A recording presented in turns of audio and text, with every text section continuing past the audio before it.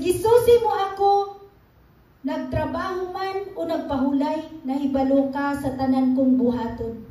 Welcome back to Born to Praise TV channel. We are created to praise and worship God. Bisan sa 4, bisan sa dili pa ako musulti, o Ginoo nasayod ka ng daan sa akong isulti. Pagkaninduta, muna, ng mga anak sa Dios, dapat yun mag-amping. Mag-careful yun sa kanunay. Tulki bisan nagtrabaho ta, wala man ta sa sulod sa simbahan, na ata sa trabaho, bisan asang dapit, nasayod si Lord. O masakitan siya, kung naa kay gibuhat, nga dili makapahimuot sa iyang nganan. Sa wala pa ka ni sulti, kung doon na kay kasilag, sa imong isig katao, nasayod na siyang daan. Murag gidugmok ang iyang kasing-kasing, tulki siya nagumol nimo. Kung masakitan man o galing ang ginikanan sa diyang utubag ang mga anak, how much more ang Dios nga nag-umol nimo kung dili ka magpailalom sa iyang gahom. Kung dili ka magpailalom, siya ang kabubuton. Kanindot sa gisulat ni David, pero grabe ang pagbangutan ni David nga naghangiyo sa Ginoo nga buhion ang iyang anak. Pero patay gyud. Pero sa diyang patay, nalipay si David, dahil siya sa Ginoo. Kita baliktad.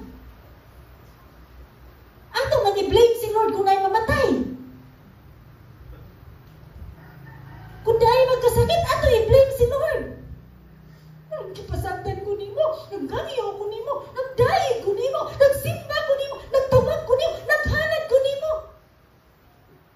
Do you think wala kay gitago sa Ginoo? Kung natin gitago sa Ginoo na ay mga pagsulay, pasalamati ang Dios kay luyo sa imong gibuhat, wala ka niya gipatay. Apan gipatagamtam ka niya. Aron ikaw magpahimuot sa iyang ngalan. Tulki siya nasayod nimo. Yun siya sa pagtrabaho. Bisag asa. Sa ito pa, ato i-ready ang atong kinabuhi. Sabihan na receive na to si Jesus Christ as our personal Savior na nagpakamatay dito sa krus sa Kalbaryo, nag-ula siyang dugo, alang ka nimo o alang ka nako. Still magtago-tago pa ta ni Jesus. Still dili pa ta magpagamit ni Jesus. Still wala pa tay kalipay sa paghatag og oras sa Ginoo. Still magpagulbul pa ta sa atong mga nawong. Makita sa itong mga mata, kay bisan wala ka ni sulti. Nasayod siyang daan. Unang makita sa imong dagway, sa imong mata, wala kay kalipay to serve the Lord, to worship the Lord, because the Lord knows your heart and knows your mind. That's why ang imong pagsimba, dili makaabot siyang trono. Because ang imong kasing-kasing, ang imong una-una, daghang kunot, buling, ug mantsang. So bisan unsa ang atong pangayoon, di nato matagamtaman. It's because the Lord our God knows. Nagsayod siya. Sayod siya. Muna nga, ato dyan paningkamutan na dili nato i-blame si Lord. The more na mo i-blame si Lord, the more masuko si Lord nato. Ano mo siya i-blame siya man tagiya sa tanan? Ano mo siya i-blame na siya may nagkumang nimo? May blame ka din niya. Nasayod siya sa tanan. Mao gyud na ato ibutang sa itong una-una. Samtang buhi pa ta karon. Samtang gitagaan pa ta niya higayon, ibutang gyud nato sa itong una-una. Ngang Dios nasayod, nakaila. Anaon gini mo mong kaugalan, ang Diyos nakaila ka nako.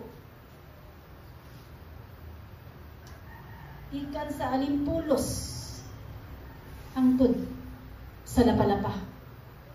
Nakaila ang Diyos kanato. B.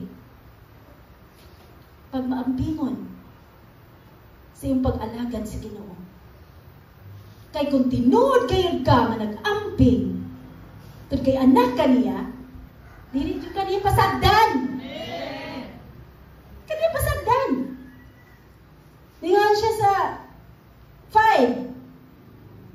Anaa ka, libot ka na ko, bisan diing dapit. Gipanalipdan mo ako sa imong gahom.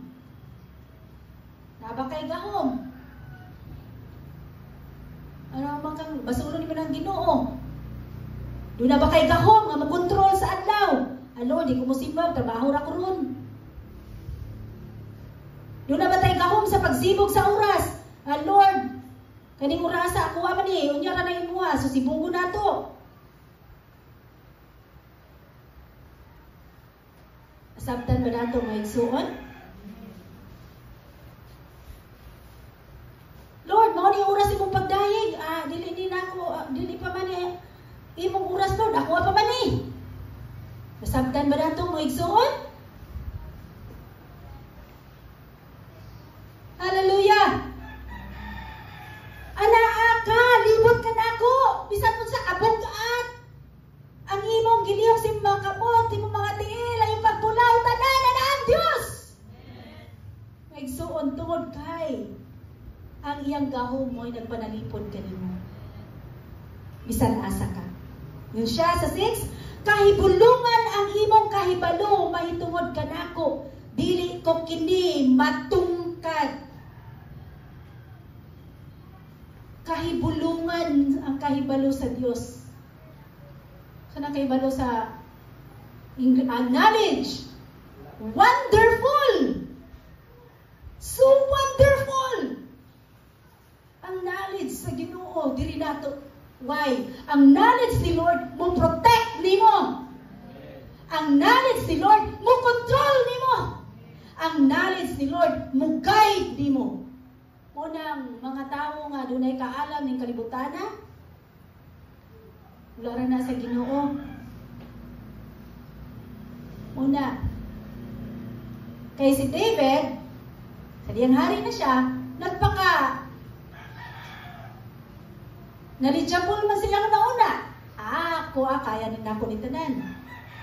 Wala siya nasayon nga si Lord mooy dapat ipataas dili ang iyang pagkahari.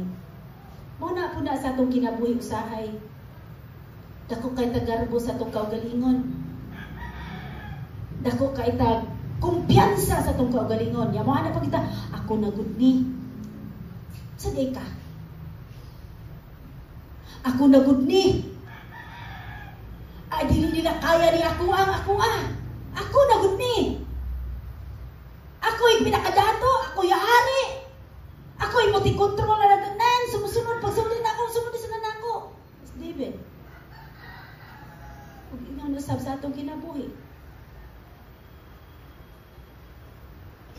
Ang buti pasabot mga igsuon sa atong paginabuhi adlaw-adlaw. Dili kita'y mamulihok, kunili ang Diyos palihok ko nato, itong kay siya na aniya tanan. Ang gahom, ang kaalam.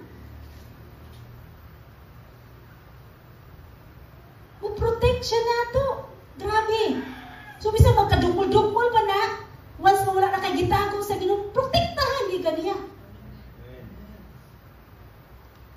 Ano man to si David? Ano man? Kasi siya man nakasalang. Ano man ang bata may namatay?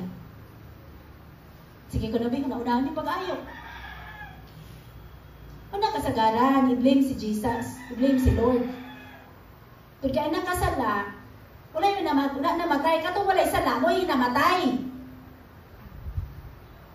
Kasi pasabot. Aron nga mo amgo ang nakasala. Aron siya mo accept na siya makasasala. Aron siya mo ila sa Diyos nga siya nakasala. Sige, kita mo itong nakasala, kita pa na masuko. Kita mo nakasala, kita mo magpagpakalimpyo. Kita pang gibuyag, ang nagbuyag pa mo ay sayo. Kita pang gisultihan sa pulong sa Ginoo, ang nagsulti, mao pa itong atagihon.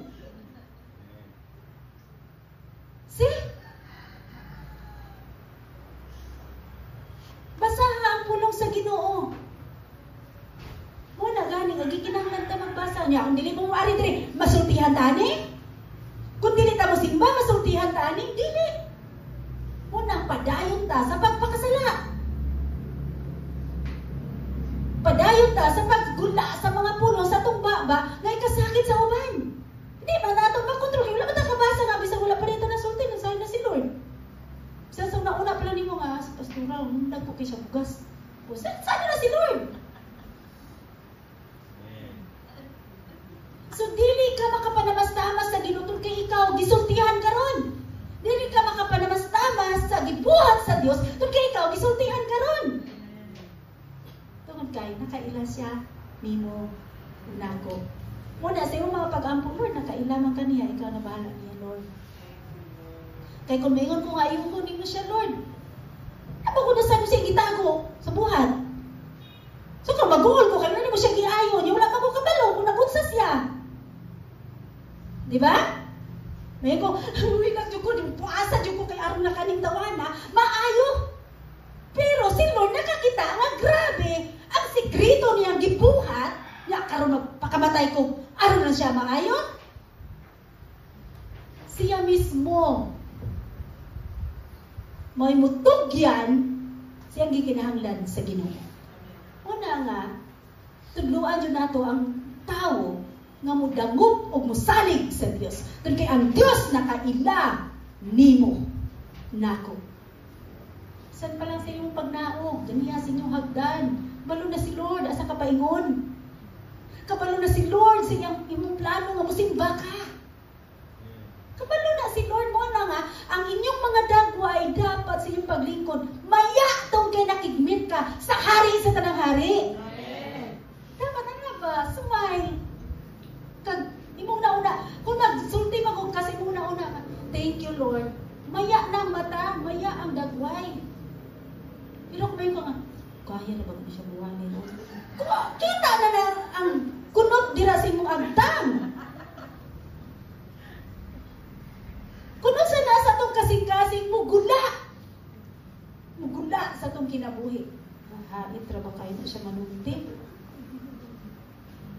Ang thank you makapamaya sa dagway nato bisan wala tanilitok. Sulod sa itong nauna. Namigso. Kaila si Lord nimo. Kung sa imong ginauna karon, kaila siya. Manang, keep your mind to Jesus. Keep your heart to Jesus.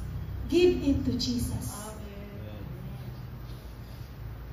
O kanunay timuhaan. Na imuha, kanunay panganduyon o timuhaon na naagi diri si Jesus sige. Nga naa siya diri sige. Naa siya diri sige. Naa siya diri sige. Kung mauna kanunay itong yung nauna, never ka makasulti sa mga pulong ng mga negatibo. Napamataliha? Amen. So, next! Thanks for watching. Please like, subscribe, and bell all for more updates.